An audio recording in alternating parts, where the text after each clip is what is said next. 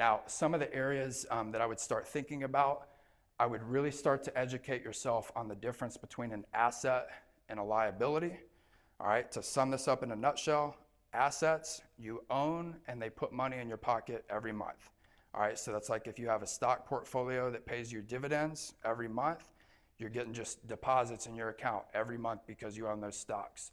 It's also like rental properties. If you own a house and the payment on it is $800 for the mortgage and you rent it out for $1,500, you're making a positive $700 a month of cash flow there. That's an asset. It pays you every single month, right? Now, I see a lot of students that come right out of pharmacy school, dental school, med school, or whatever.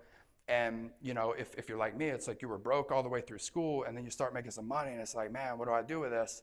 And a lot of them will go, you know, finance a brand new BMW. And don't get me wrong, I can appreciate a BMW. But, you know, if you go buy a $70,000 BMW, in 5 years, it's worth like 15 grand.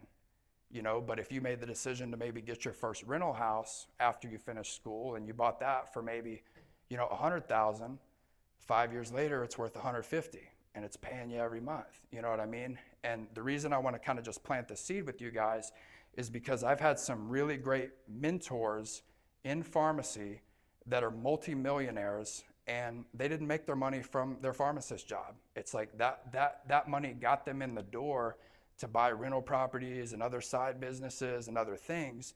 And the pharmacist job day-to-day fueled that, but it was doing the right things with the money that allowed them to get to a point where, you know, if they want to work, cool, but if not, they don't have to. You know what I mean?